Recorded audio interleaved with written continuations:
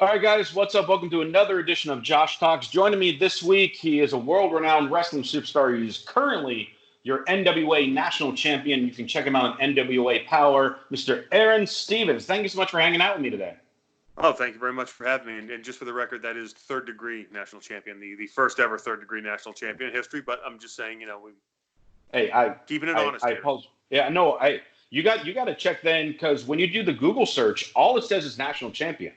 That's got to be fixed at once. We need to immediately make the proper changes. Well, why don't we start at the present? Normally, we'll kind of start back and work away, but since we're on the subject of being the third-degree national champion, let's just jump right into NWA Power, because it's a complete throwback of the stylings of the classic '70s NWA. Mm-hmm. How has that been, like, jumping into that with just a whole retro atmosphere? Well, it's been amazing. I mean, it was pretty much the only thing that got me to put spandex on again, because I was, completely done with the wrestling business. I had kind of moved on. I'm having, a degree of success out here in terms of film and television, and then all of a sudden, when they, they reached out to me and said, like, this is what we're looking to do, I went, you know what? Absolutely. It would be something that seemed like a fresh coat of paint, and I think where a lot of people today, both fans and people in the business, they think that it was so much better back then, and then if you just kind of just pay attention, right? I mean, everyone's saying how great wrestling used to be, yet no one has actually had the common sense, I guess, or courage really to go there and say, you know what, this is how we're going to present our product. And, it's, to me, it's the format is very much like the, like 80s NWA, I would say. Like, yeah. When I first walked in and saw the studio, the first thing I thought of, I looked at the announce desk. I'm like, oh my God, there's like Flair and the Four Horsemen with the titles and everything. Yeah. It was really kind of cool. And then, the old school NWA ring and everything. And it just had a very, very homey feel, even though it was the first time I'd ever been there or anyone had ever been there. But then, at the same time, I think the action is very up to date, very current, in terms of what we're presenting in the ring. So it's a great, great balance. And it's almost like if studio wrestling had never gone away. Yeah. And, it's funny because it's obviously vintage. Mm-hmm. But the time I watched it, I felt it was very refreshing because it's like, okay, even though this is like really mimicking, the old style, okay, we're having the quick promos, we're having quick matches, but we're still understanding all the personalities. Where the matches are still entertaining. We're telling the stories over commentary. Shout out to Joe Galley. He's a buddy of mine. And I tell you what, Joe's amazing. Yeah, and it's so different. And I'm glad that in this day and age, there's so many different platforms for wrestlers to perform on. And so, do you like the thought of the fact that the NWA is mainly just on YouTube, or would you prefer to actually have some type of network presence? Again, you know what? To me, as a performer, that's not my call. Sure. I just and again, there's positives and there's negatives into both sides of the coin there.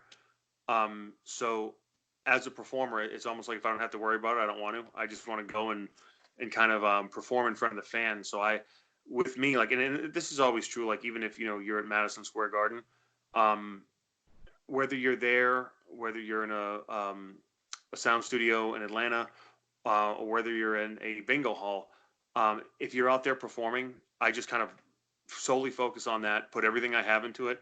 And then after that, I'm spent.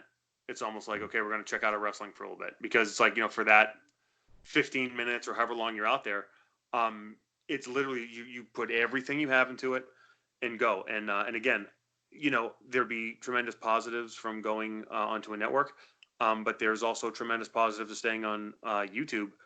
And I think Billy and his team, they definitely they're steering the ship in the right direction, whatever that direction is. So when you bring up, as far as wanted to make sure as your role as a performer to go out. That does bring me to another topic that I wanted to bring up, since at the time that we're filming this is, WrestleMania week. Yeah. With everything going on in the world of wrestling. And one thing that I tend to do around this time is I'll randomly, pick different WrestleManias to just watch and kind of relive. And this year I'm just asking my Alexa to just randomly pick a number between 1 and 35. And a couple nights ago, they picked number 29, which was the one where that was the one where you were supposed to be in an 8-person tag match where it got cut for time. Yes.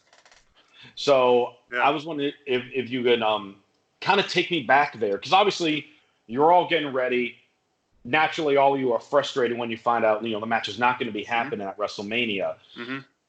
Was there someone who was the most visibly upset, and really how did you guys kind of work together to try to make the most of the circumstance? No, you know what? I think we were all pretty bummed out because it happened about 10 seconds before we were going to go through the curtain. Sure. And we all handle it. I think like professionals. That was it. It's like, what can you do? And honestly, you just move on and you go to the next night because and that's the thing, like WrestleMania is great and everything, but where pro wrestling is not like any other sport where, after we have our Super Bowl, 12 hours later, we're getting ready to do a TV show again. And, again, that is what it is. So yeah, it was like, okay, well, we got to worry about Raw tomorrow. So that's what we did. I mean, and that's just, again, like it's really no, there's nothing, you get that close to walking down the ramp at WrestleMania for the first time in my case. And then all of a sudden it's just cut. So it's like, yeah, that's something that, again, we were told that, we're going to make it up to you by a official who I will not disclose. And it's like, no, you're not. You're not going to make that up. Like, how do you make that up to someone? Short of guaranteeing that person a match on next year's card, which due to the ever-changing nature of the wrestling business, that could never happen. Right. So it's just whatever.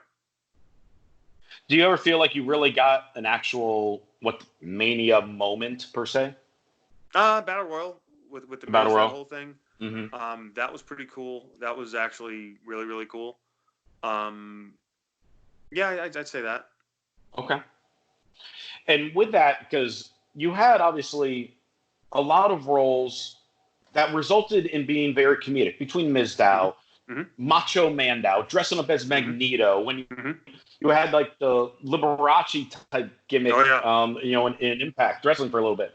How important is comedy in wrestling? Because there are so many people who are just like, no, it shouldn't be funny. It should be serious. But it's like, no, there's obviously a huge impact as far as just being relaxed and laughing and enjoying yourself.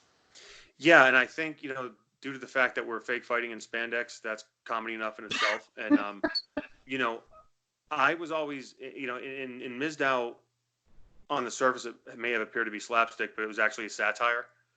Sure. And that whole character was a satire. I think the cool thing about wrestling, you want to be able to experiment with the whole spectrum of emotions. And it's no different than being cast in a show, right? If you see someone like, I'm going to cast you as this, okay, go do it. And whoever that is, if someone's really good at a role, right? I was very fortunate in that, I got to kind of experiment, and it was weird because at the end of the day, the intellectual savior was that was such a strong character, but then it became Damien Sandow playing a bunch of different characters, and I think what happened is they kind of, with what fans did, they kind of bought into me as a performer, so it made my job a lot easier in terms of I could experiment, and the issue is I had no problem going into a comedy role, because I've done main event segments on Raw. I've done 3-segment title matches. I've pay-per-view. I've done serious things. I've done funny things. I've done I've had great babyface moments. So again, whatever the office gave to me to do, even if I necessarily wouldn't have picked it as my first or 10th choice, I was just like, no, we got a script. This is what it is. Go out there and do it. And I wish more people approach wrestling like that. Yeah, because I hear a lot of people, let's take the segments of when you're actually impersonating other wrestlers. Like how there was one where you were Macho Man now teaming with Axel Mania. Yeah. And then, like Charlie Haas at one point was imitating wrestlers. Big Show at one point was imitating other wrestlers. So many people think, oh, that's just so insulting. You're slapping in the face. You're not letting me be insulted. It's like, but he's on TV every week. And there are other people that aren't. So it's like Big Show's had a very good career. Yeah, I think he's done okay. Yeah. So yeah, there you go. Yeah. Along with like you're talking about like the serious feud and stuff. One of the biggest things that felt like okay, here it is, but it didn't fully get there was when you won Money in the Bank. Mm-hmm. You win the Money in the Bank. You're having this feud now going with Cody. Mm-hmm. Pretty much the way the fans are behind it all, it feels like, okay, this is going to elevate both of you to the main event status. Sandow's going to cash in, win the title, feud with Cody over it. Mm-hmm. And you guys kind of had your feud, and then it kind of was what, you eventually did cash in and had, like you said, that 3-segment title match. But otherwise, did you really feel that the feud that was brewing with you and Cody, do you feel like it really lived up to the potential that the crowd seemed to really be getting behind? No, I don't. But then again, that was out of Cody and my right. hands. That's out of your hands, of course. No, no, it didn't at all. Okay. But you know what? He landed on his feet, obviously. So did I, and we're moving on. Did when the release ultimately did happen, because obviously it took a lot of fans and everything by surprise. Mm-hmm. Were you surprised at the time that it was happening, or were you kind of thinking you asked for the release at that point? Yeah, what happened was after it was WrestleMania, I forgot what number. We did the thing with Shaq and everything, and when you're specifically told before you go through the curtain to not show any personality, at that point I was like, okay, this I get it, right? Yeah. And then I just gave it. I slept on it that night, and I'm like, yeah, I'm gonna, I'm just not happy here. And I talked to an official, and they said, okay, we'll try to get some answers for you. They never did. A couple weeks went by, and then it happened there. But no, I was asking every week. I'm like, look, can I just please get out of my contract? And it's nothing against WWE. Sometimes, again, if they have you niched as a certain kind of performer, whatever it is, you have your kind of run, and when they're not going to use me, I want to do other things. Obviously, I was never happy with just collecting a paycheck. Right. Not that there's anything wrong with that, but I was just like, no, I can't live my life like this. So I needed to kind of transition and move on. And then kind of going back to the beginning of what we were talking about, how you said with NWA, you never thought you'd actually be stepping in the wrestling ring again. So after you requested the release, you had, like you said, your little run with TNA and Impact Wrestling. Mm-hmm. So what brought you to the point where just like, you know what? No, I'm done with this. I'm not feeling the passion for it. I want to stay more into the acting realm. Mm-hmm. There was an administrative change that went on at Impact that it was just like, to me, you know what? This is the part of the wrestling business that I want nothing to do with. And where I had really enjoyed working for Billy, and and kind of getting to collaborate with him down there on some things. And at the end of the day, I was just like, you know what, this isn't for me. I need to just move on, because it's the same stuff, different day. And with NWA, it's not like that at all. I mean, with NWA, I am genuinely excited to go to work. I mean, I'm happy there. Creative freedom is something that is just invaluable to me. And, like with Question Mark, him and I have been just having so much fun there. And it's working, and it's going to be fun to see where this goes in the next few months. So. Yeah. Who down in the NWA do you feel? Because obviously there's, established, fairly well-known talent like yourself. And then there are some new guys that mainstream audiences don't really know much about. Who really stands out to you that people should be like, you really got to watch this person? Ricky Starks. I think he is potentially going to be something really special. Ziggy Dice, I'm a fan of. There's a lot of people down there. There's going to be, I think, a couple wild cards too. Colby Carino. Okay. He's one to watch. So yeah, that's my opinion. Do you have any thoughts with all the the controversy in the news that came out, late in 2019 with everything with Cornette? His words with that. You know what? Again, Jimmy's a grown man. He is responsible for everything he says. He owns it, and that's my opinion. Was there any change in the atmosphere from after when that was taping to when you guys had the next tapings, or did everything just run on like? No, it was like, and that's nothing with Jimmy. His absence or presence. I mean, it was just more like with wrestling. The show goes on all the time. Mm-hmm. So, you have no choice but to kind of step forward and everything. I think Stu has done an amazing job. Mm-hmm. And, just the train keeps moving forward. What do you feel like you're going to be most remembered for in wrestling? I have no idea. And I've never done that. No, honestly, that's like, with me, it's weird because I'm acting now, but I was like playing all these different characters in wrestling like I did. It was almost like, okay, I have the creative license to play here. And you know what? I don't know. I think people will remember me for different things, so that's cool. Was there? I mean, I know, like you said, like you're jumping in, trying to be creative with it.